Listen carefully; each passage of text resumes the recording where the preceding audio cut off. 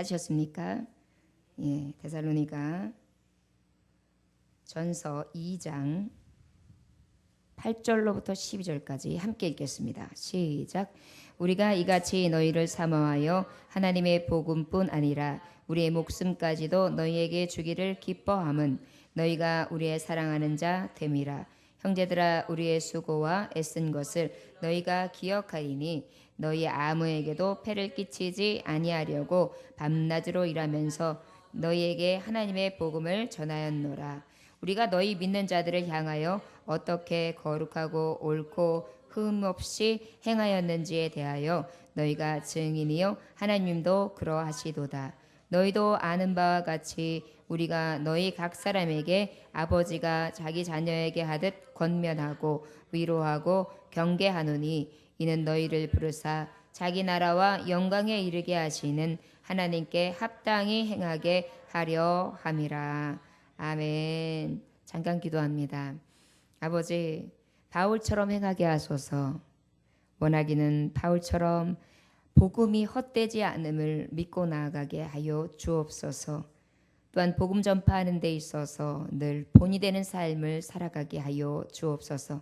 내 힘으로나 내 능으로가 아니라 하나님의 힘으로, 아버지의 신을 덧입힘으로 아버지의 능력의 복음을 전파하는 자가 되게 하여 주옵소서. 바울처럼 행하기를 원합니다. 복음을 전파할 때에 나의 유익이 아니라 나의 어떠한 목적이나 어떠한 속임수가 아니라 진실함으로 순수함을 동기로 하여 오직 하나님을 기쁘시게 하되 마음을 감찰하시고 우리를 지켜보고 계시는 아버지를 의식하는 삶을 살기 원합니다. 순수함을 잃지 않게 하여 주옵소서. 늘 아버지의 복음 앞에 있는 자들은 때묻지 않아야 합니다. 흠도 점도 아버지 저들에게 주름 잡힌 것이나 티가 없어야 할 줄 믿습니다. 삶을 살아갈 때 온전히 감사함으로 전심으로 나아가 오직 이 땅의 부귀 영화를 사랑하는 것이 아니라 영원한 생명에 이르는 천국을 소망할 수 있게 해주셔서 진정한 표대를 향하여 달려갈 길을 다하는 발과 같은 삶을 살게 하여 주옵소서. 오늘은 생명을 내어놓고 복음 전파하는 바울에 대해서 다시 한번 그의 삶을 들여다봅니다. 주여, 우리도 아버지 바울처럼 살아갈 수 있도록 우리에게 능을 허락하여 주옵소서. 성령의 능력과 성령의 역사하심을 따라 살아가기를 구합니다. 오늘도 우리를 주장하여 주옵소서. 원하기는 아버지 말씀이 선포되어질 때 들을 귀 있어지게 하시고 영의 눈이 띄어지게 하여 주시옵시며 가슴이 열려지게 하시고 뜨거워지게 하셔서 오늘도 다시금 아버지의 말씀을 통하여 새롭게 하심을 받고 돌아갈 수 있는 귀한 시간이 되게 하옵소서. 거저 왔다 거저 돌아가는 심령 하나도 없게 하시고 오직 성령의 충만함을 받고 돌아갈 수 있는 성령님이 주관하는 시간이 되게 하여 주옵소서. 감사드리며 예수님의 이름으로 기도 올려나이다. 아멘. 어떤 캐나다의 몬트리올이라는 곳에 사는 4살 박이 어린아이가, 그의 이름이 로널드 티스레이라는 어린인데요. 그 아이가 4살밖에 되지 않았는데 잘못해가지고 엄마하고 아빠하고 먹으려고 사다 놓은 수면제를 과량으로 엄청나게 많이 먹게 됩니다. 그래가지고 그 아이의 그 생명이 위급해서 풍전등화와 같이 굉장히 위급한 상황에 있었어요. 그때 이 캐나다의 성유스타 병원에서는 모든 의사진들이 힘을 다해갖고 위세척을 하고 치료에 앞장서서 엄청나게 많은 수단을 아끼지 않습니다. 그런데 도저히 이게 희생할 수 있는 가능성이 너무 작아요. 그래서 도대체 이 아이의 생명을 다시 살린다는 보장이 없게 되자 그때 이 의사들이 생각해낸 것이 바로 무엇이냐면은 뉴욕에 그 당시에 만지느라는 그 신종 해독약이 만들어져 있을 때에서요. 그래서 그 해독제를 구해봐야 되겠다. 그래가지고 캐나다에서 말하자면 뉴욕으로 전화를 했어요. 그랬더니 그 뉴욕에서 알겠다. 그러면은 우리가 그것을 보내주겠다. 그럼 어떻게 보내주겠느냐? 그 약을 준비해서 가르디아 공항에 일단 그 뉴욕의 가르디아 공항에 일단 갖다 주면 그 공항에서 몬트리올로 떠나는 비행기에 또 태워서 그 비행기가 몬트리올에 시에 내리면 그때 약품을 가지러 오는 병원에서 바로 싣고 가게끔 그렇게 준비를 하겠다. 그러다 보니까 아주 분을 촉각을 다투는 그런 아주 열전이 벌어지게 됩니다. 그 어린아이 4살짜리 아이의 생명을 살리기 위해서요. 그러다 보니까 맨 처음엔 뉴욕에서 막 준비해가지고 그것을 또 어디로 공급해줘야 됩니까? 가리데아 공항으로. 그러다 보니까 가리데아 공항에서는 또 기다리고 있는 거예요. 그런데 누가 기다립니까? 몬트리올을 떠나려고 하는 사람들이 지금 30분을 일부러 다 기다리고 있어요. 왜? 그 약품을 싣고 떠나려고. 그러다 보니까 여객기에 있는 많은 사람들도 그 약이 오기까지 기다렸고 또한 움직이지 않고 그 불편함을 다 감수하고요. 그러난 다음에 한 30분 이상 지났는데도 그때 약을 받아서 이제 그때 비행기가 출발합니다. 그런 다음에 비행기가 이제 그 다음에 몬트리올에 도착했는데 바로 그때는 어때요? 또 응급실에 차가 거기에 바로 대기해 있다가 그것을 싣고 그러고 가다 보니까 실제적으로 걸린 시간은 1시간이 채 안 되는 시간이 걸려서 정말 기가 막히게 운반이 되어가지고 그 아이를 기사 회생시킬 수 있는 그러한 놀라운 기적이 있었다고 합니다. 여러분, 이 말씀을 우리가 보면은 무엇을 볼 수 있습니까? 한 아이가 4살짜리 어린 아이가 죽게 생겼어요. 그 아이가 죽을 것을 보고 있어요. 죽게 내둘 수가 없는 거예요. 그러다 보니까 많은 것을 희생하고 많은 연락체계와 많은 사람들이 희생하면서 그 약을 보내오지 않습니까?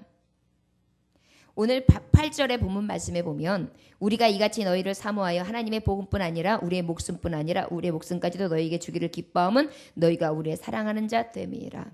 무엇까지 준다고요? 목숨까지 준다고 그랬어요. 여러분, 목숨을 위하여 목숨까지 준다. 이 얘기는 바로 무엇입니까? 이 어린아이가 죽어가는 것을 보는 사람들이 가만히 두지를 않았지요. 너무 안타까워가지고 그 어린아이를 살리기 위해서 이렇게 많은 애를 썼지요. 여러분, 우리의 인생들도 마찬가지예요.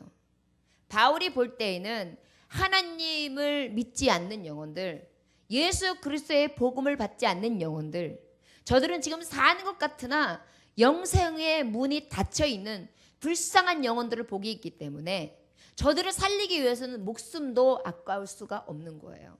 마치 4살짜리 아이를 살리기 위해서 그 수많은 운반과 수많은 위협과 수많은 위험을 감수하면서도 그걸 다 구해다가 그 아이를 살렸던 것과 같이 어찌 한 인생이 한 생명이 죽을 것을 알면서도 그것을 그냥 둘 수 있겠습니까?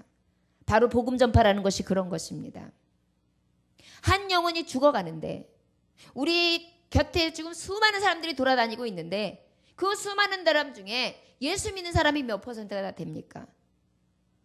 그 사람들을 볼 때에 마치 4살짜리의 위급함을 보는 것처럼 본다면 우리가 어찌 하나님의 복음을 전하는 데 있어서 뒷전을 할 수 있으며 기회가 되면 해야지, 할 수 있을 때 해야지, 아이고 나는 안 돼, 나중에 어떻게 좀 기회가 되면 하든지 어떻게 될 때가 되면 되겠지, 이렇게 생각을 한다는 것은 결국은 무엇이냐? 지금 다 죽어가는 사람들, 지금 세월호 참사처럼 지금 다 뱃속에서 다 죽어가려고 다 완전히 침몰될 위험에 있는데 그들의 영혼과 그들의 생명은 눈안에 보이지 않고 자기의 생명만, 자기의 유익과 자기의 평안만 위하여 제 몸만 싹 빠져나왔던 그 선장과 그의 안에 있었던 일하는 자들과 무엇이 다르겠습니까?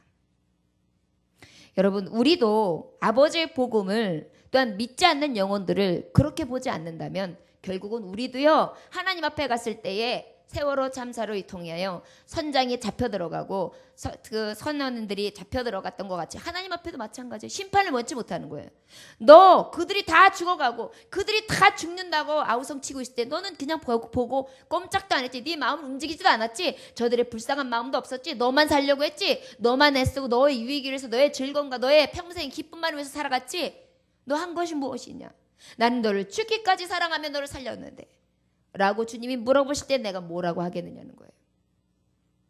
여러분, 세월호 참사에 있는 선장과 선원들만 욕할 것이 아닙니다. 믿는 우리도, 지금 구원선에 있는 우리도 그 구원선에 많은 영혼들을 태워야 되는데 태우지 못하고 서 있는 우리가 지금 비난받아야 되고 우리가 옥에 갇혀야 되는 자고 우리가 자유할 수 없는 몸이라는 것을 깨달아야 될 줄 믿습니다. 그것을 아는 바울이었기에 그는 목숨을 아끼지 아니하며 목숨까지 너희에게 주기를 기뻐한다. 그러면서까지 너희를 사랑하는 자 되었다. 왜? 너희들의 생명이 그만큼 귀하기 때문에. 너희들의 생명을 살려야 되겠기에 나는 내 목숨까지도 아끼지 아니하였다 그랬습니다. 여러분, 우리가 바울 사도는 어땠다 그랬어요? 복음을 전파하는 데 있어서 동기가 순수했다. 그 다음에 두 번째는 어땠다 그랬어요? 순수함을 잃지 않았다. 변개치 않았다. 여러분, 믿음 생활하는 사람에게 있어서 변치 않는 믿음만큼 귀한 것은 없습니다. 정금 같은 믿음만큼 귀한 것은 없습니다. 한 교회를 그저 새댁새부터 시작했는데 나이 들어서 평생까지 섬기는 자만큼 복 있는 자는 없습니다. 여러분, 요즘에는 철새들처럼 둥지를 따라 돌아다닙니다. 옛날에는 고향 그러면 내가 사는 집 그러면 떠나지를 않았죠. 요즘엔 그런 게 없어요. 새로 신도시 훅. 신도시가 어느 정도 됐어? 그러면 집값이 올라가서 다시 팔고 훅.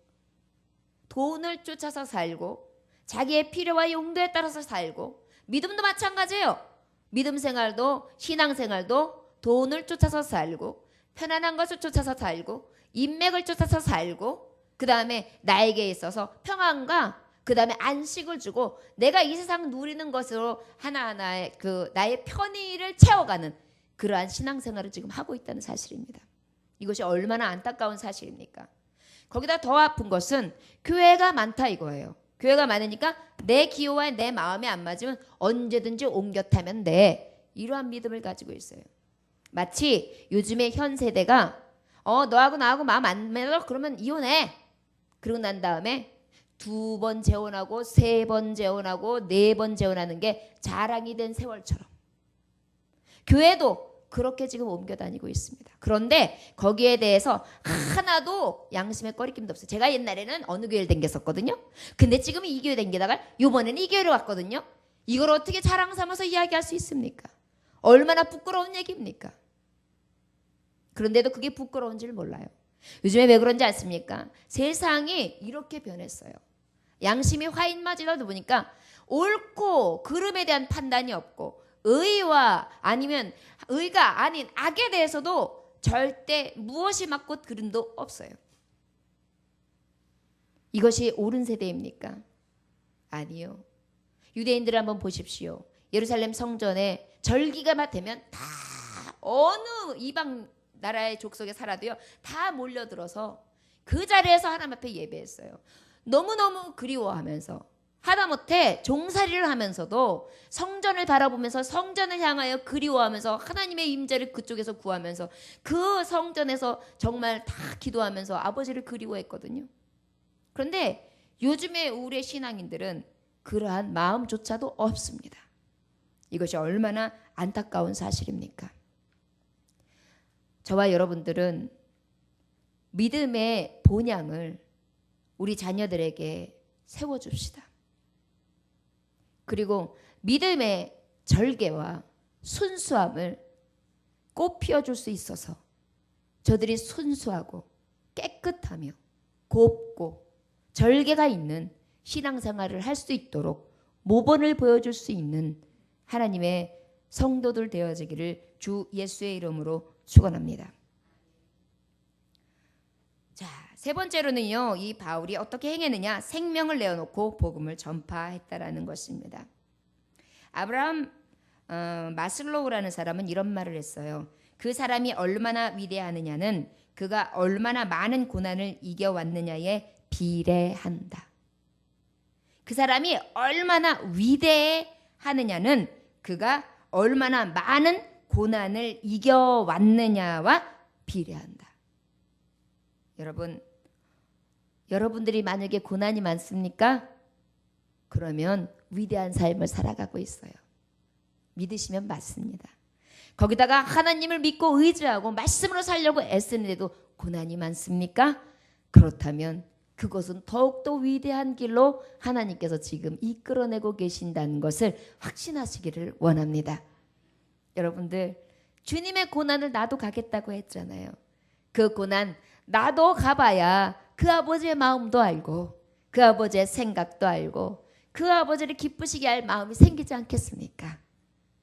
여러분, 힘들 때에 오히려 십자가 고난, 우리도 달게 짐으로 인하여 아버지께서 나를 예수님처럼 높이 씌우기 위한 하나님의 계획이 있음을 믿고 나갑시다. 그것이 진정한 믿음의 자녀인 것을 깨달아야 될 줄 믿습니다.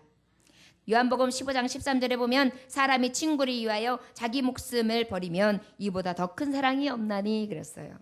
친구를 위하여 목숨을 버리면 어때요? 이보다 더 큰 사랑이 없다. 정말 나를 위해서 누군가가 죽어줄 수 있다면 얼마나 좋을까요? 그런데 이미 나를 위해 죽어주신 분이 계시잖아요. 나의 참 좋은 친구 예수님. 나의 참 친구 예수 내 친구 온천지는 변해도 날 버리지 않네. 예수 내 친구 되시잖아요. 나를 위해 죽어주셨잖아요. 그러면 우리는 벌써 위로받은 거 아닙니까? 그러면 이미 나는 나 혼자 아니지 않습니까? 그러면 이제는 일어설 힘도 있지 않습니까? 여러분 외롭다고 아버지 앞에 고통스럽다고 불평불만하지 마세요. 주님이 친구 되어주시니까요. 나의 등 뒤에서 나를 도우시는 주 평안히 길을 갈 때 보이지 않아도 지치고 고나여 넘어질 때면 다가와 손 내미시네. 일어나 걸어라 내가 새 힘을 주리니. 일어나 너 걸어라 내 너를 도우리. 아멘.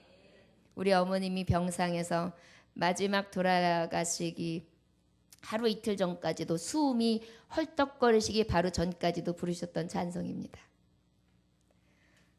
때때로 보이지 않는 것 같고 너무 힘든 것 같고 죽을 것 같으지만 일어나 걸어라 내가 새 힘을 주리니. 여러분 그래도 우리에게 하나님께서 은혜를 허락해 주셔서 불치병 주시지 않았잖아요. 아버지 앞에 내 발로 나와 걸어와서 예배드리게 하셨잖아요.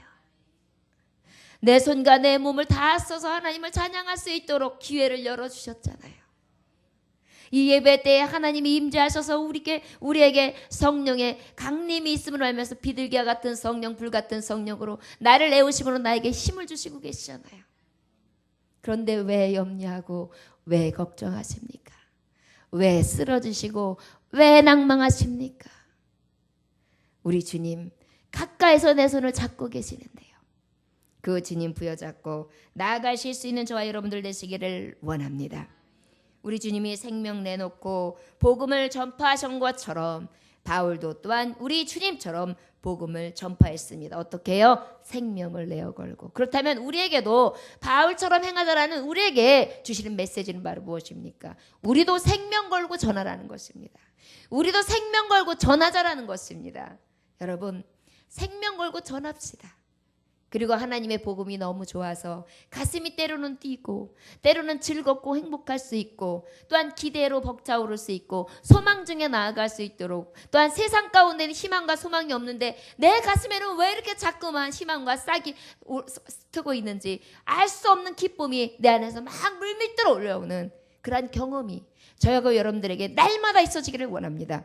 그러한 은혜가 없다면 우리는 성령을 소멸한 자라는 것을 늘 깨달으시기를 원합니다. 주로 인하여 기뻐하고 주로 인하여 즐거워하고 주로 인하여 그 전부이신 예수를 인하여 내가 다시금 위로받고 새 힘을 받아 살아가는 것이 아버지와 동행하는 하나님의 종들의 모습임을 깨달으시기를 원합니다. 9절 한번 다 같이 읽어볼까요? 시작. 형제들아 우리의 수고와 애쓴 것을 너희가 기억하리니 너희 아무에게도 폐를 끼치지 아니하려고 밤낮으로 일하면서 너희에게 하나님의 복음을 전하였노라. 이 생명을 걸고 하나님의 복음을 전했는데 바울은요 어떻게 했어요? 수고와 애를 썼다 그래요. 자신을 희생한 거예요. 외적인 많은 고난이 있었다는 사실입니다. 여러분 성도들에게 의존한 것도 아니고요. 그저 하나님이 주신 복음을 전하기 위해 열심히 밤이면 일하고 낮이면 복음을 전하고 또 틈틈이 하나님 앞에 기도하고 하나님 앞에 은혜를 구하면서 그렇게 주의 사역을 감당했다고 합니다. 여러분, 아유 하나님 저는요 잠이 모자라요. 하나님 저는요 너무 고대요. 하나님 저는 너무 고단해요. 저는요 너무너무 하루하루가 너무너무 외톨이 같고요. 힘들어 못 살겠어요 하나님 라고 생각할 때에 바울의 고난을 한번 봅시다. 옥살이를 하였습니다. 매를 맞았습니다. 많은 사람들에게 옳지 않은 이야기와 핍박을 들었습니다. 환난을 당하였습니다. 곤고와 매질을 당했습니다. 배고픔을 겪어야 했습니다. 버려짐을 겪어야 했습니다. 그리고 그것 또한 부족한 것이 아니라 하나님의 복음을 전하고 난 다음에 어떻게 해요? 또 일을 해서 그 일한 수고로 해가지고 또 복음을 전했어야 하니 얼마나 고되고 얼마나 힘든 상황을 보냈겠습니까? 그럼에도 불구하고 이 바울은요 그것을 기쁨으로 여겼어요. 여러분 혹시 여러분들이 수고로 인하여 애씀으로 인하여 너무 지쳐서 다 내려놓고 싶어서 어느 날은 이 정말 살고 있는 생활을 일탈하고 싶은 생각이 든 적이 있습니까? 아니요 뭔가 누가 들든지 안 듣든지 그거 가리지 않고 막 소리라도 지르고 어린아이처럼 때려도 써보고 싶은 마음이 혹시 들든가요? 머리가 막 미쳐버릴 것 같고 엉클어져 있는 그런 마음도 또한 들든가요? 그렇다면 방법이 있습니다. 바울, 지금까지 애쓴 바울의 모습, 예수 그리스도께서 묵묵히 가셨던 그 모습 다시 한번 그려보십시오. 그리하신다면 우리의 애씀, 우리의 수고, 우리의 미쳐버릴 것 같은 상황, 그것은 아무것도 문제가 되지 않을 것입니다. 더 우리가 부끄러운 것은 무엇입니까? 바울은 복음을 위하여 애썼고 수고했고 복음만을 위하여 힘을 썼고 복음만을 위하여 시간을 썼고 생명들을 살리기 위한 데만 최선을 다했어요. 그런데 우리는 어때요? 우리의 애씀과 수고는 나의 먹고 마시고 쓰고 그 다음에 나의 생활을 하고 누리고 그 모든 것들을 책임지기 위한 육을 위한 삶을 살아가는 데 있어서 힘든 거잖아요. 하나님에 위해서 하는 게 얼마나 됩니까? 이것을 보면서 우리는 오히려 부끄럽게 여기면 마땅하리라 생각되십니다. 하나님, 바울은요 주를 위해서 복음만을 위하여서 그렇게 죽을 똥살똥했는데요 나의 삶은 그렇지 않잖아요. 생각해보니 아버지 앞에 불평할 만한 것이 전혀 없습니다. 아버지 앞에 그렇게 간구한다면 그것이 가장 겸손한 자라고 믿어집니다. 그 다음에 여기 보면 폐를 끼치지 아니했다 그랬어요. 여러분 그 주의 일함에 있어서 참 마음이 쓰이는 게 뭐예요? 혹시 내가 하는 게 폐가 되면 어떡하지? 내가 하는 이런 게 다른 사람들한테 누가 되면 어떡하지? 이런 마음이 막 올 때가 있잖아요. 이제 교회 사역을 할 때도 아유 내가 이 사역으로서 너무 능력이 없어서 교회에 덕을 세우지 못하면 어떡하지? 이런 생각들. 그런 생각을 하는 게 마땅해요. 바울도 보니까 그 생각을 했다는 것이에요. 누가 되지 않게 폐가 되지 않기 위해서 열심히 돈벌이를 했고 열심히 복음을 전파했고 열심히 수고했고 열심히 애썼다는 것입니다. 여러분 교회에서 목회자든 성도든 누가 되고 폐를 끼치는 사람이 되면 안 되잖아요. 덕을 끼쳐야죠. 그리고 늘 모범이 돼야죠. 솔선수범해야죠. 그러다 보니까 어떻게 해요? 늘 애쓰고 수고하는 게 먼저 따를 수밖에 없어요. 여러분 그것을 오히려 기쁘시게 여길 수 있는 저와 여러분들 되기를 원합니다. 왜냐? 하나님 바울은 사도로 부르셨잖아요. 그리고 성경에 수많은 하나님의 말씀을 복음을 쓸 수 있도록 하나님이 그에게 영감을 불어넣으셨고 그에게는 수많은 이적과 기적을 내려주셨지요. 그런데 그의 가는 길이 이러하였는데 나에게도 그러한 기회를 주셔서 감사합니다. 결국은 무엇이에요? 나를 사도처럼 나를 하나님께서 쓰시는 아름다운 종으로 나를 하나님께서 세우셨다는 거예요. 한순간 한순간을요. 떡볶이 전도를 통해서 제가 요즘에 그 우리 아버지 목사님께 굉장히 사실은 속으로 감동 먹고 있어요. 제가 이제 뭐 하다가 이제 늦게 올 때가 있거든요. 그럼 우리 아버지는 그래 항상 성실히 몸에 배 있으세요. 보면 시간 딱 지키셔서 나오셔가지고 혼자렉도 그 주어를 미리 이제 다 복사해놓고 가거든요. 그러면 그거하고 티슈를요 혼자서 열심히 주시는 거예요. 그러면서 사람들이 안 받아가니까 물티슈 써 물티슈. 요즘에 공해가 얼마나 많은데 물티슈를 써야 돼. 그래야 깨끗하게 깨끗하게 씻으면 좋지. 써봐요, 써봐. 이러면서 또 어린아이들이 지나면은 사탕을 또 주시면서 하여튼 있는 거를 다 동원해서 기쁨으로 하세요. 그 안에 두려움이나 부끄러움이나 그 안에 어떤 몸을 사리는 모습이 아니라 기쁨으로 즐거움으로. 그것을 보고 제가 감동을 느낍니다. 우리에게 주시는 기회잖아요. 복음을 전할 수 있는 기회잖아요. 그 기회를 10분 활용하고 있는 것이 가장 하나님 보시기에 선하며 아름다운 모습 아니겠습니까? 생명을 아끼지 않는다는 것은 바로 그런 것입니다. 내가 아유 창피해 이 나이에 내가 이거 서가지고 이거 나눠줘. 아이고 내가 그래도 여지껏 목회 몇 년을 한 사람인데 뼈에 부딪힌 사람이 내가 이거 어린애들 비유를 맞추면서 이걸 줘? 이런 마음이 왜 안 들 수 있겠어요? 그런 게 전혀 없겠습니까? 아니요. 자신과의 싸움이에요. 왜요? 목숨까지도 아끼지 않았던 예수 사랑을 내가 아니까 나도 그 예수 사랑으로 행하는 것입니다. 내가 받은 은혜가 크니까 나도 그 은혜를 행하는 것입니다. 누가 알아주든 알아주지 않든 누가 보든 보지 않든 할 수 있음에 감사함으로 감당하는 것입니다. 여러분 우리가 목숨까지도 아끼지 않고 전하는 복음이요? 하나님 보시기에 얼마나 귀하겠습니까? 시간을 드립시다. 몸을 드립시다. 최선을 다하여 하나님 앞에 온전한 예배를 드립시다. 그래서 아버지께서 보시기에 바울처럼 생명까지도 아끼지 아니하고 나에게 준 자 내가 너를 기억하지.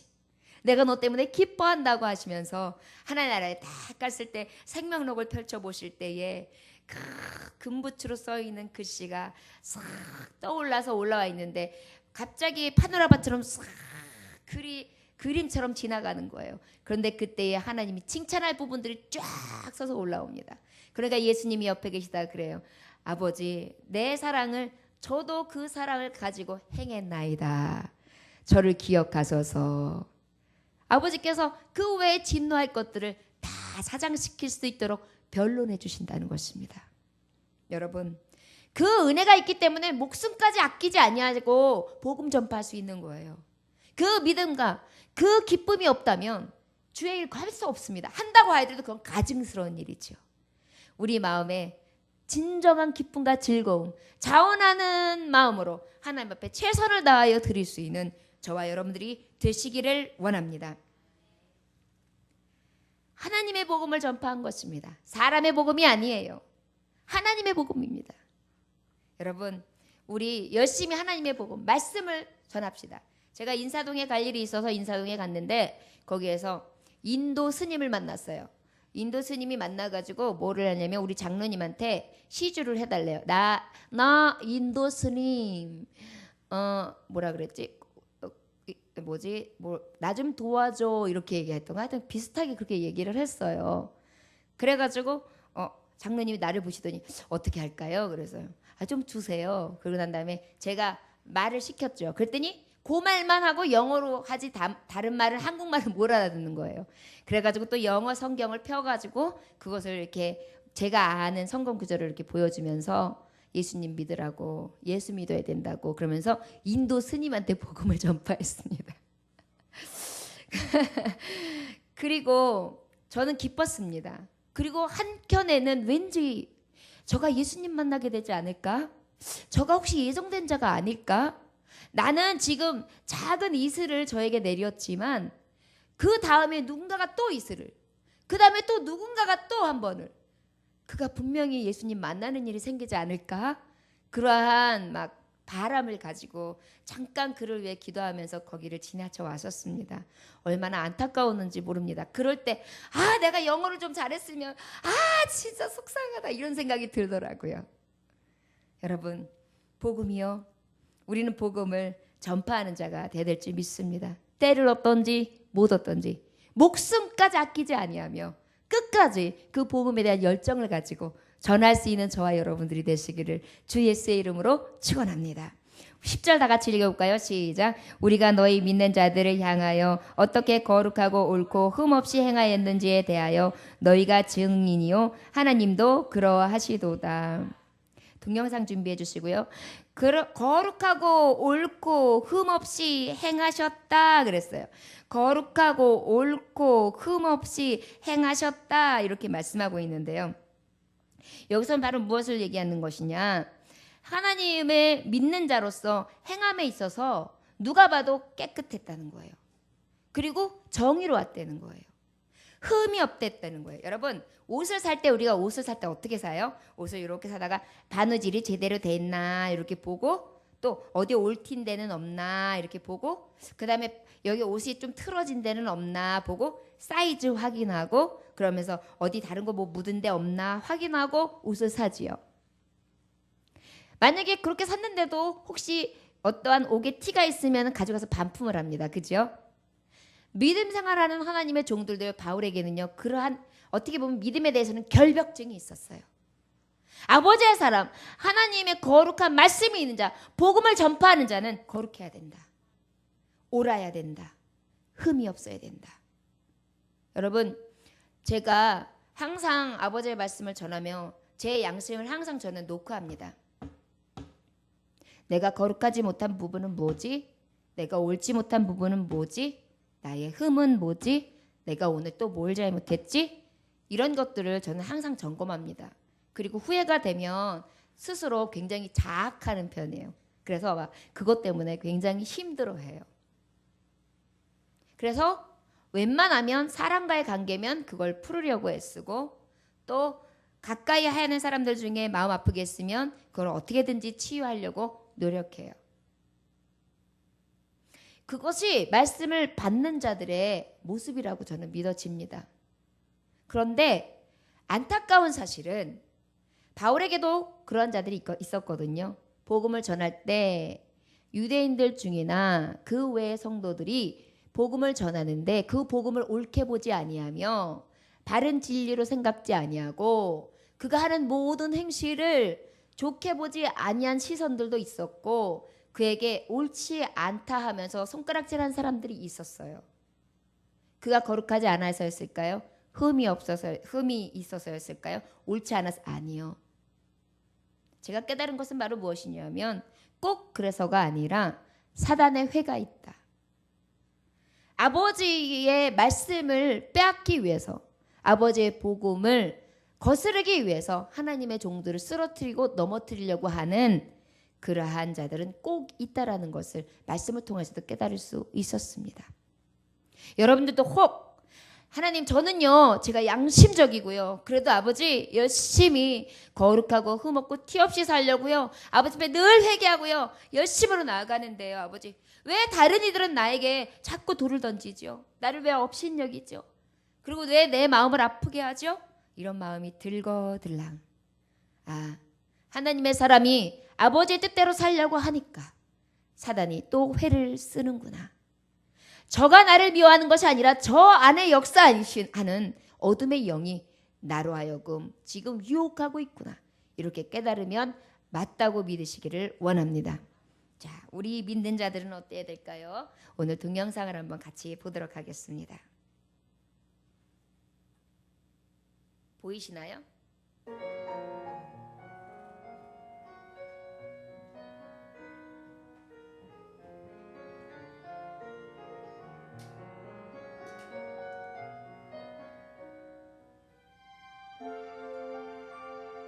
설렁탕 가게가 있었는데 예수님 잘 믿는 부부가 했어요. 그런데 가장 좋은 재료들만 갖다가 설렁탕을 끓여냈었는데 어느 날 설렁탕을 끓이다 보니까 누런 국물이 떨어지는 거예요. 그래서 이거 큰일 났다. 24시간이간 달여야 되는데, 그래서 거래처에 전화를 했어요. 그랬더니 뼈가 바뀐 모양입니다. 죄송합니다. 그러면서 아이고, 이번에는요 주인님 한 번 정도 그냥 프림을 타세요. 다들 그렇게 합니다. 그렇게 해서 한번 파세요. 이렇게 얘기를 한 거예요. 그랬더니 그분들은, 예수님 잘 믿는 그분들은 어떻게 했느냐면 그걸 더 이상 끓이지도 않고요, 바깥에다 내다 붙였어요. 우리는 오늘 재료가 너무 좋지 않아서 장사를 할 수 없습니다. 죄송합니다. 그리고 장사를 하지 않고 양심 선언을 한 거예요. 그랬더니 그 소문을 들었던 이제 그 많은 손님들이 나중에 그 정직한 것을 보고 더 많은 사람들이 왔다. 지금 그런 내용이 주입니다. 여러분, 예수님 믿는 사람들은 바로 이래야 되지 않겠어요? 바로 이런 것입니다. 거룩하고 옳고 흠없이 행했다. 세상 앞에서도 사람 앞에서도 이웃 앞에서도, 가족 앞에서도, 내 스스로에게도, 그런데요 하나님 앞에서도 내가 거룩하고 옳고 흠이 없게 행하는 것이 얼마나 귀한 삶입니까? 여러분, 바울이 이렇게 얘기했다는 것은, 내가 이렇게 하는 것을 너희들이 보았다라는 것은 얼마나 노력하는 거예요. 얼마나 본이 되는 삶을 살았다는 것입니까? 여러분, 세상 앞에 존경까지는 아니더라도요, 존경까지 받는 것은 아니더라도요, 야, 저 사람 정말 투명하다, 저 사람 참 맑다, 깨끗하다, 영롱하다, 야, 저 사람 비결이 뭐지? 저 예수님 믿는데요? 아, 예수님 믿는 게 비결이군요.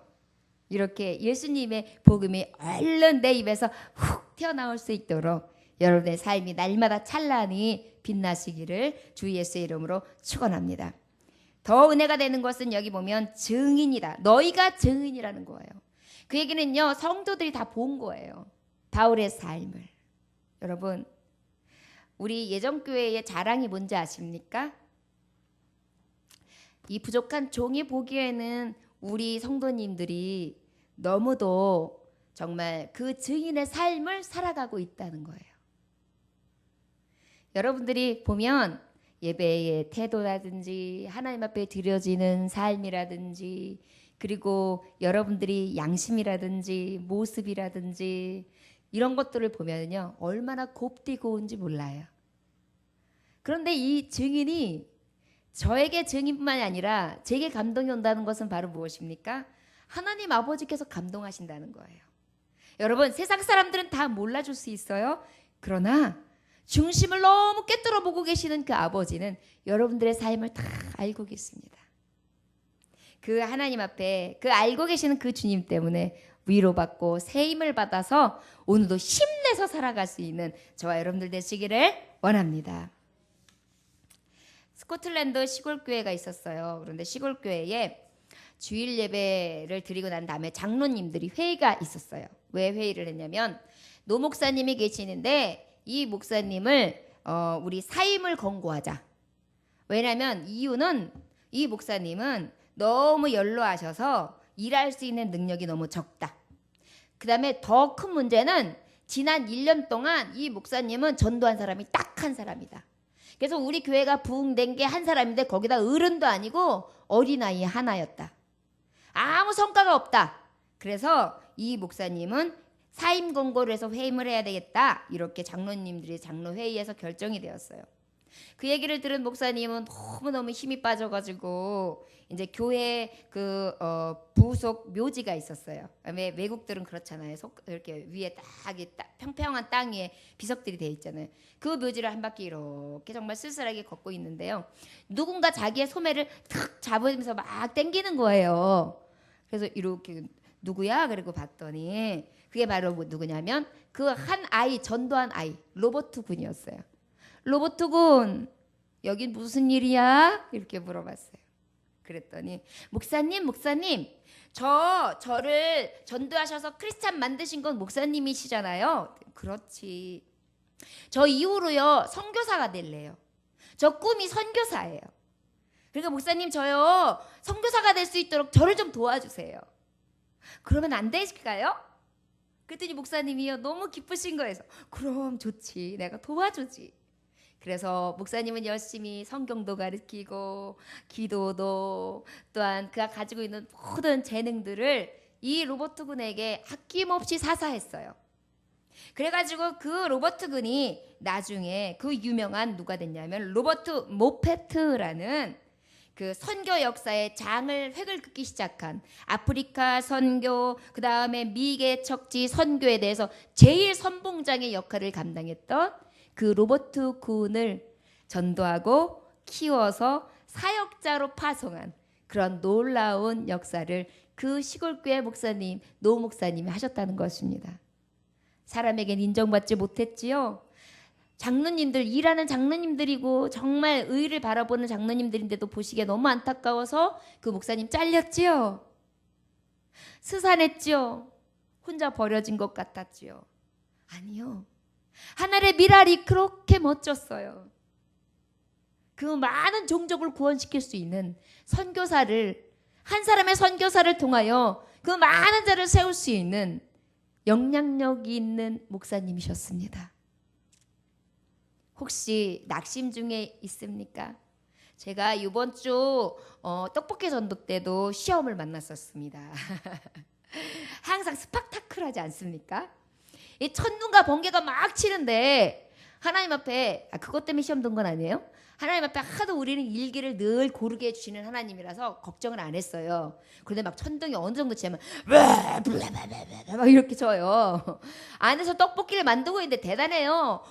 그 다음에 시커매지더니 또 환해지더니 막 이래서 하나님 이렇게 펑둥 번개가 친다고 하더라도요 우리 여기 전도하는 데는 또 하나님 막아주실 거죠. 그리고 떡볶이를 만들었어요. 오늘 8봉지인데 8봉지 다 나가고 라면 사리까지 하려고요. 그리고 이제 적고 있었거든요. 그런데요 진짜 하나님이요 쨍 하고 햇들 날 해주셨잖아요. 그래가지고 전도를 너무 잘했잖아요. 시원하면서 아주 따뜻한 햇살 아래서 전도를 기가 막히게 했었습니다. 그런데 은혜가 있을 때에는 꼭 시험도 있다고. 그 우리가 항상 전도하는 아이들이 있잖아요. 와가지고 떡볶이 뒤딱 많이 먹고 가고 그런 애들, 작년서부터 와서 먹은 애들 가가지고 등록을 하고 간 친구예요. 그래서 그 친구 명단이 있어서 매 새벽마다 기도하는 친구거든요. 그래서 아무개야 너 교회 도대체 언제 올 거야? 목사님이 계속 기도하고 너 만날 때마다 얘기하는데 진짜 양아치야 양아치 이러면서 장난을 했어요. 그랬더니 그 친구가 한다는 소리가 뭐라는지 아세요? 저 교회 다녀요. 어? 무슨 소리야? 너 얼마 전까지만 해도 목사님 계속 교회 오라고 해서 계속 하는데도 아니요 그러고 올게요 그러는데 무슨 소리야? 아무 교회 여기 새마을에 있는 어느 교회를 간대요. 그런 지 한 몇 달 됐대요. 그래서 내가 어이가 없어. 야, 너 작년에 우리 교회 와서 등록했거든? 그리고 떡볶이 와가지고 맨날 먹고 있거든? 목사님이 말 안 하는 것도 하고 매일 교회 오라고 얘기했거든? 너 그런데 딴 교회 갔다고? 이건 진짜 양아치다. 이건 있을 수도 없는 일이야. 그래서 애들한테 그지? 막 애들이 양아치예요. 막 이래요. 근데 사실은 제가 농담을 하면서 그냥 했는데요. 왜 이렇게 상처를 받아요? 그러고 난 다음에 어떤 마음이 생기냐면 이 전도 계속 해야 돼. 이게 내가 떡볶이 뭐 무슨 돈이 많아가지고 뭐 계속 나눠줘. 뭐 오면은요 사실 우리 교회의 청소년들이요 반수 이상이 교회 다니는 애들이 먹고 가는 애들이 많아요. 끝까지 먹고 가요. 그 친구들은 또 주일학교 애들까지도 다 교회 다녀요. 누구 교회 다 다닌다고 얘기해요. 그리고 떡볶이하고 아이스크림만 우리 교회에 먹으러 오는 거래요. 그래도 그냥 기쁜 마음으로 퍼주고는 있어요. 그중에 믿지 않는 자 한 사람, 그중에 구원받을 자 한 사람이라도 나오면 된다. 그리고 또 지금이 아니더라도 후일에 미랄이 되어서 30배, 60배, 100배 결실을 맺으면 되겠지 이렇게 생각하고 믿음으로 서 있으나 그런 일을 딱 만나면 왜 이렇게 두 마음이 시끌벅거는데 그날 우리 사랑하는 자매 말로는요 목사님 눈썹 좀 내리세요. 그랬더니 계속이요. 제 눈썹이 이렇게 돼 있대요. 계속 화가 나가지고 속상해가지고 그냥 눈썹이 울그락불그락 했던 모양이에요. 제 감정이 삭혀지질 않아가지고요. 하지만 제가 이 예화처럼요. 그날 이제 그렇게 하고 난 다음에 혼자서 깨달은 게 있거든요. 그런데 이 예화를 나중에 보게 되었어요. 근데 참 마음이 오더라고요. 제가 혼자서 그 아이한테 그 얘기를 하고 와서 다시 떡볶이를 만들면서 하나님이 제게 음성을 주셔가지고 제가 또 깨달았거든요. 얘야, 그래 어떤 아이들은 다른 교회도 또 가겠지. 전도하지 못하는 교회인데 또 그 교회에 더 또 좋은 사역자가 있어서 보내줄 수도 있겠지. 하지만 너에게 보내주는 그 작은 자 한 자라도 세상에서 최고 정금 같은 자 미랄이 될 수 있는 그러한 주인공 하나 너에게 붙여주면 되지 않겠니? 너는 그 영혼 하나, 천하보다 귀한 영혼 하나, 그 영혼을 계속 믿음으로 잘 양육하면 되지 않을까? 그것이 가장 큰 소명이지 않니? 이렇게 저에게 위로를 해주시는데 그렇지, 내가 또 이렇게 이상한 생각을 했구나, 욕심을 부렸구나, 짜증을 냈구나 깨달았었습니다. 그런데 이 스코틀랜드 시골교회 목사님 이야기를 들으면서 맞다, 그렇다, 나를 통하여 전도된 친구 그 누구가 선교사가 되어서 이런 영향력을 끼칠 수도 있고 목사가 될 수도 있고 또한 이 정재계를 다 움직일 수 있는 사람들도 나올 수 있는데 내가 왜 이렇게 급하게 사람의 생각으로 이렇게 넘어지는가 하면서 다시 한번 깨달아졌었습니다. 여러분, 목숨을 아끼지 않고 복음을 전하는 것, 그리고 정말 순수하게 흠없고 티없고 거룩하게 아버지의 말씀만을 전하고 또한 그 모범을 보이는 것, 이것이 바울의 삶이었다면 우리도 그러한 삶을 살기 위해서 늘 자신과의 싸움이 있어야 될 줄 믿습니다. 전도를 하면서도 싸움, 지혜 일을 하면서도 싸움, 개인적인 일을 하면서도 싸움, 생활을 하면서도 싸움이 끊이지 않는 이 세상 가운데에 여러분들은 어떻게 싸우시렵니까? 내 힘으로요? 내 능으로요? 아니요. 여호와의 신, 성령의 능력으로 싸웁시다. 그래서 나는 안 되는데 되게 하시는 주님의 이름으로 늘 승리할 수 있는 저와 여러분들 되시기를 원합니다. 11절 12절 다 같이 읽어볼까요? 시작. 너희도 아는 바와 같이 우리가 너희 각 사람에게 아버지가 자기 자녀에게 하듯 권면하고 위로하고 경계하노니. 12절. 이는 너희를 부르사 자기 나라와 영광에 이르게 하시는 하나님께 합당히 행하게 하려 함이라. 아비가 자기 자녀에게 하듯 이 바울은 생명을 내어놓았대요. 아버지들 보세요. 아버지들 보면요, 특히 이 등짐 져서 일하시는 아버지들 보면요, 진짜 힘들게 일해요. 제가 대학생 그 친구 청년주 아이 중에 예전에 그 제자 아이가 카드빚을 져가지고 등짐을 15일을 져가지고 그것을 벌어서 갚았대요. 아버지가 안 갚아준다 그래가지고. 근데 걔가 깨달은 게요, 진짜 힘들다. 이거 못 해먹을 짓이다. 내가 열심히 공부해야 되겠구나. 정신이 뻗뜩 나더래요. 그리고 돈이 얼마나 귀중한지도 알았고 아버지가 어떻게 돈을 벌어줬는지를 실감이 나더라는 거예요. 그래서 이 보통 일 아니에요, 목사님. 그러면서 저한테 얘기를 해주더라고요. 아버지들이요, 때로는요, 위험을 무릅써요. 자기 생명도 무릅써요. 여러분, 현장에서 다치다가 얼마 전에도 가스 폭파로 그 자리에서 돌아간 분들 뉴스에 나오고 그랬죠. 그분이 누구예요? 아버지예요. 어느 집의 아버지예요. 그가 한 가장으로 자녀들과 아내를 먹여 살리기 위해서 그 일을 하다 돌아간 거라니까요. 여러분, 아비가 자기 자녀에게 하듯, 이 얘기는 뭐냐면 그렇게 희생한다는 거예요. 우리가 주의 복음을 전하는 하나님의 종들에게 그렇게 희생하는 거예요. 저는 아직 멀은 것 같습니다. 우리 성도들을 위해서 실제 그 정도로 희생하는 게 없는 것 같아요. 더 열심히 노력하라는 것으로 아버지의 말씀을 들으면서 또 깨달아집니다. 여러분들 더 섬겨야 하고 더 위로해야 되고 더 함께 해줘야 되는데 그러지 못하는 부족한 부분들 여러분들이 늘 위해서 기도해 주시고 또한 더욱더 능력 있는 자로 여러분들 옆에 설 수 있는 그러한 종과 같은 삶을, 발과 같은 삶을 살기 위해 기도해 주시기를 원합니다. 그리고 권면하고 위로했다. 그 다음에 경계했다. 이게 뭐냐면요, 아버지는 권면하고 경계할 때 어때요? 엄마들은 아이고 그러면 안 돼, 이놈의 새끼 이러죠. 아버지는 뭐냐 이렇게 얘기하잖아요. 그러면 아버지가 벌써 눈에 딱 힘이 들어가면 뭐지 싶어서 아이들이 놀래죠. 바로 이 얘기는 뭐냐, 엄마처럼 부드럽게도 해줬지만, 엄마처럼 모든 것을 다 끌어안아줬지만 때로는 아버지처럼 강하게 메시지를 전했다는 거예요.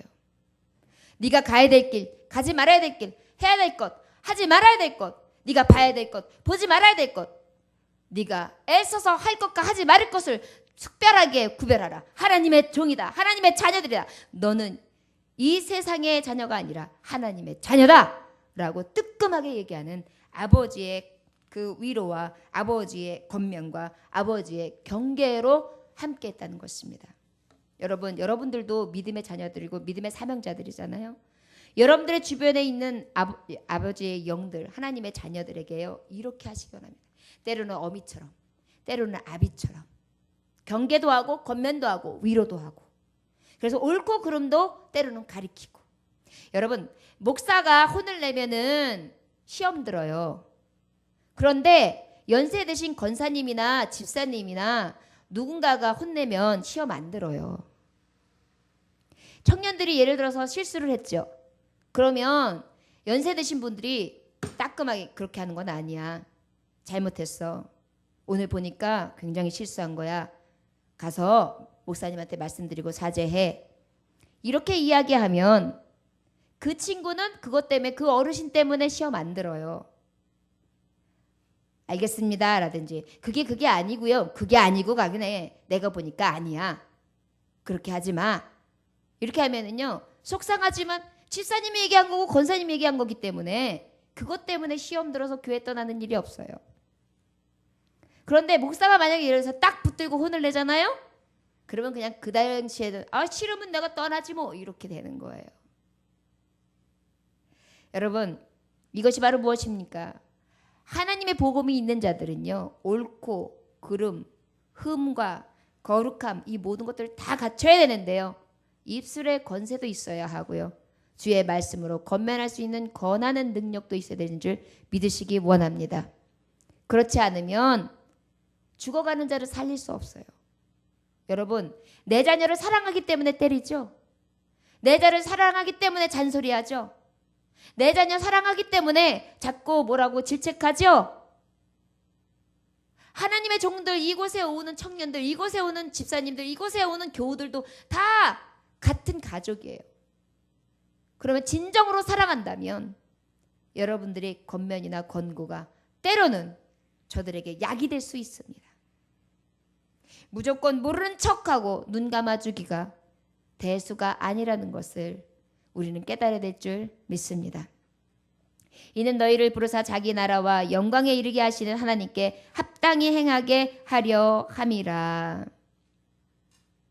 데살로니가 후서 1장 5절에 보니까 이는 하나님의 공의로운 심판의 표요 너희로 하여금 하나님 나라에 합당한 자로 여김을 받게 하려 함이니 그 나라를 위하여 너희가 또한 고난을 받느니라. 하나님 앞에 합당하게 여김을 받게 하기 위해서 내가 이러한 본을 보였고 이러한 삶을 살았고 너희들에게 이 모본을 보인 이유는 너희들도 이렇게 살아서 아버지 앞에 영광을 돌리는 데 목적이 있다. 결국은요 바울 사도는요 나한테 잘해라. 내가 너네들한테 복음을 전했어. 나 이런 사람이야. 나 정말 정직하지. 나 의롭지. 나 참 괜찮은 사람이야. 평생 나를 따러. 나한테 좀 내가 요즘에 어려워서 내가 밤새 일하면서 고통스러워하니까 나한테 돈 좀 붙여. 이게 아니에요. 내가 이러한 모든 이야기를 하고 너희들에게 이러한 모든 희생과 자비랑의 선교를 하는 이유 단 한 가지다. 하나님께 영광 돌리게 하기 위해서. 바울처럼 행하게 하소서. 바울처럼 행하는 것은 바로 무엇입니까?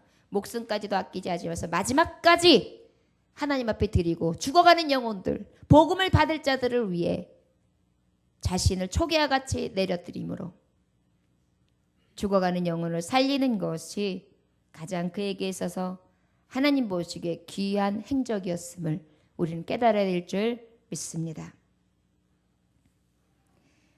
하나님의 나라는요.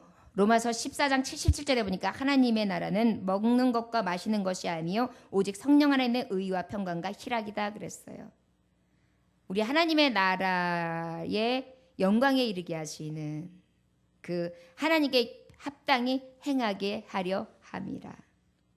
세상에서 누리는 낙을 너희들에게 주려고 하는 것이 아니고 하나님께 합당하게 행하게 하여 하나님의 나라를 너희에게 주려 하는 것이지 너희의 먹고 마시는 것을 주려고 이 말씀을 하는 것이 아니라는 것을 다시 한번 강조하는 거예요. 여러분 교회 와요. 교회 오면 물론 사랑도 줍니다. 그리고 은혜도 줍니다. 그리고 먹을 것도 함께 나눕니다. 떡도 같이 떼고요. 선한 일도 앞장서서 하고요. 위로하고 좋은 말씀 또한 특별히 하나님의 위로의 말씀을 전합니다. 그런데요. 가장 중요한 것은 이 말씀이 육신으로 끝나면 아무 의미가 없는 거예요. 육신 안에 무엇이 되어서요? 성령께서 생령으로 공급해 주는 능력이 내게 임함으로 그 말씀이 나에게 행함이 되어지는 거예요. 그리고 나의 마음을 치는 거예요. 어떻게 치는 거? 돌로 꽉 맞은 것처럼. 그래서 때로는 가슴이요. 이렇게 아플 정도로요. 그래서 아버지 너무 아파요. 그런데 아프고 난 다음에 생각해 보니까 내가 마땅한 자구나. 내가 이 가슴이 먹먹해야 맞는구나. 내가 이렇게 주님을 찾아야 되는구나. 이것을 깨달으면서 하나님 앞에 아버지 앞에 더 겸손함으로 무릎 꿇게 되는 것. 그것이 우리에게 있어서 가장 복된 삶이라는 것을 깨달으시기를 원합니다. 로마서 8장 18절에 보니까 생각하건대 현재의 고난은 장차 우리에게 나타날 영광과 비교할 수 없도다. 현재의 고난은 뭐라고요? 장차 우리에게 나타날 영광과 비교할 수 없도다. 고난 중에 즐거워하십시오. 그래서 그 장차 비교할 수 없는 영광 다 차지하시기를 원합니다. 여러분, 저와 여러분들이 지금 고난 중에 있습니다. 그러나 이 고난을 잘 믿음으로 이깁시다. 오직 예수의 영광, 예수의 이름으로 이깁시다. 그 십자가의 고난 우리도 짐으로 끝까지 인내함으로 참고 견뎌내요. 하나님의 나라 유업으로 받고 잘했다. 정말 장하다. 너는 끝까지 내 믿음을 지켰구나. 너는 역시 내 아들이다. 내 딸이다. 인정함을 받을 것을 늘 소망하며 달려갈 길을 끝까지 다하는 하나님의 종들 되어주시기를 주 예수의 이름으로 축원합니다. 기도하겠습니다. 하나님 아버지 감사합니다. 생명을 내어놓고 복음을 전파한 바울처럼 행하게 하여 주옵소서. 수고하고 애쓰는 것을 아끼지 아니하였으며 폐를 끼치지 않기 위해 밤낮으로 일하였고 복음 전파에 힘썼으며 하나님이 증인되시고 본 이들이 증인된다고 떳떳하게 말하고 나는 항상 옳았고 거룩하였고 흠없게 행하는 것을 너희들에게 보였다라고 확증 가운데 확신하고 있습니다.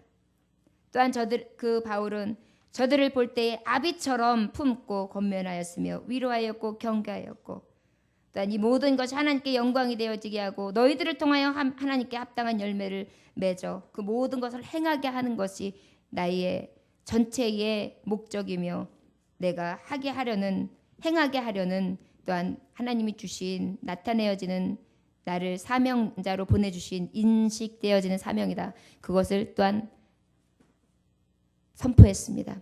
원하기는 우리도 바울처럼 그렇게 선포하게 해주시고 원하기는 바울처럼 행하게 하시되 늘 순수한 믿음으로 복음 전파를 끝까지 인내함으로 하게 하시고 또한 생명을 아끼지 아니하는 위로 공급되어지는 힘을 가지고 끝까지 견디어 아버지 앞에 행하는 자들 되어줄 수 있도록 축복하여 주옵소서.